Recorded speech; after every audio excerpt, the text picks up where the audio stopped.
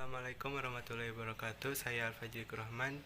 Di sini saya akan menjelaskan mengenai makalah tentang kajian terminologi, di mana di kajian terminologi ini terbagi menjadi 3 topik, yaitu yang pertama pengertian hadis, sunnah, khobar, atsar, dan hadis qudsi serta secara bahasa dan istilah.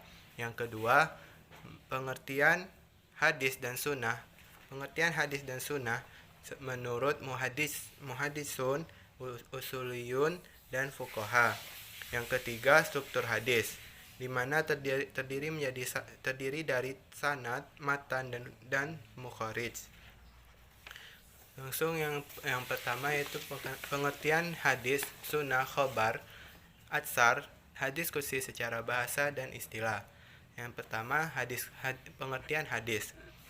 Menurut Ibnu Mashur, hadis berasal dari bahasa Arab, yaitu dari kata al-hadis, jamaknya al-ahadis, al-hadisan, dan al-hudsan. Secara etimologi, kata ini memiliki banyak arti, diantaranya al-jadid yang baru, lawan dari al-qadim yang lama, dan al-khobar yang berarti kabar atau berita. Secara terminologis, hadis dirumuskan dalam pengertian yang berbeda-beda, diantaranya para ulama. Perbedaan pandangan itu lebih disebabkan oleh terbatas dan luasnya objek tinjauan masing-masing, yang tentu saja mengandung kecenderungan pada aliran ilmu yang dialaminya. Yang kedua yaitu pengertian sunnah. Sunnah menurut bahasa ialah jalan yang dilalui, baik terpuji dan tercela. Adapun menurut istilah, pengertian sunnah antara lain sebagaimana dikemukakan oleh Muhammad Al-Khatib, yaitu segala yang dinukilkan dari Nabi SAW, baik berupa perkataan, perbuatan, takrir, pengajaran, sifat, kelakuan, perjalanan hidup, baik sebelum Nabi diangkat jadi Rasul maupun sesudahnya. Yang ketiga yaitu pengertian khabar. Khabar secara etimologis berasal dari kata khobar yang berarti berita, dan lafaz atsar artinya bekas sesuatu. Adapun secara terminologis, para ulama hadis tidak sepakat dalam menyikapi lafaz-lafaz tersebut.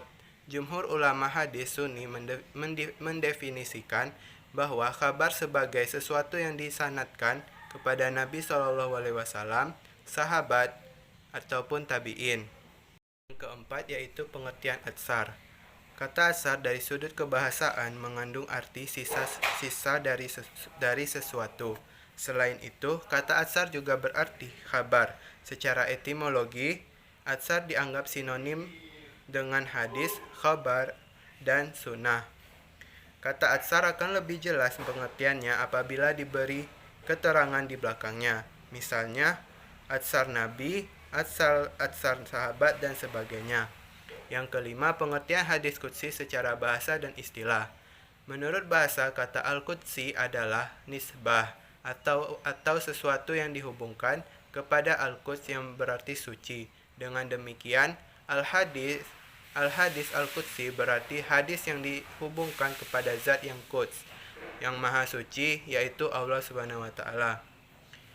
Menurut istilah ilmu hadis yaitu hadis yang diriwayatkan kepada kita dari Nabi SAW yang disandarkan oleh beliau kepada Allah Subhanahu wa taala. B. Pengertian hadis dan sunnah menurut muhadisun, usuliyun, dan fuqaha. Yang pertama, pengertian hadis menurut muhadisun, usuliyah, dan fuqaha. Muhadisun yaitu hadis adalah segala apa yang disandarkan kepada Nabi Muhammad SAW, baik itu hadis marfu yang disandarkan kepada Nabi ataupun hadis maktu yang disandarkan kepada tabi'in. Usuliyun, hadis adalah segala sesuatu yang disandarkan kepada Nabi SAW selain Al-Quran Al-Karim, baik berupa perkataan, perbuatan, maupun takrir Nabi yang bersangkut paut dengan hukum syara. Yang ketiga, fuqaha. Hadis adalah segala sesuatu yang ditetapkan Nabi Shallallahu Alaihi Wasallam tidak bersangkut paut dengan masalah-masalah fardu dan sunnah. Dua, pengertian sunnah menurut muhadisin, usuliyun, dan fuqaha.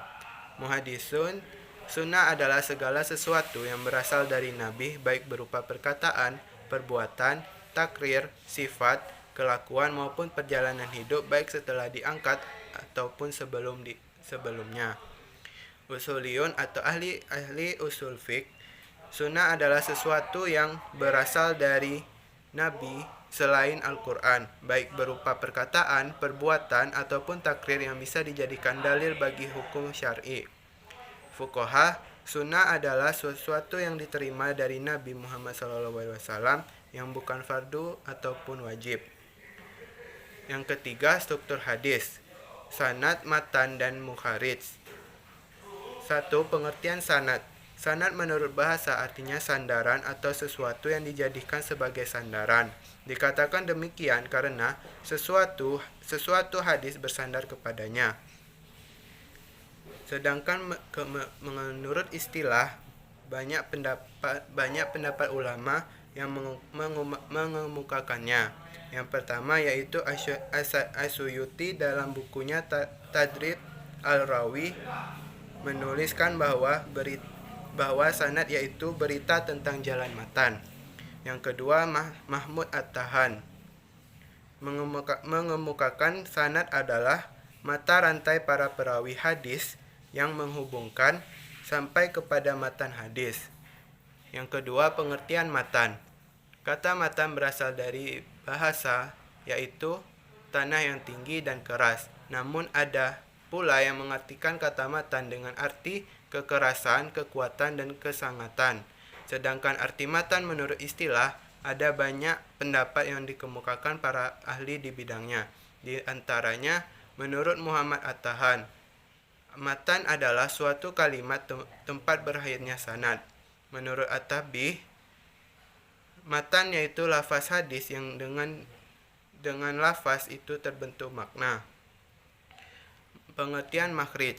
Kata makhrij merupakan bentuk isim fa'il, bentuk pelaku dari kata tahrij atau istiraj, yang dalam bahasa diartikan menampakkan, mengeluarkan, dan menarik. Sedangkan menurut istilah, muharij ialah orang-orang yang mengeluarkan, menyampaikan, atau menuliskan ke dalam sesuatu kitab apa-apa yang pernah didengar dan diterimanya dari seseorang. Mungkin itulah penjelasan yang dapat saya sampaikan. Lebih dan kurang saya mohon maaf. Wassalamualaikum warahmatullahi wabarakatuh.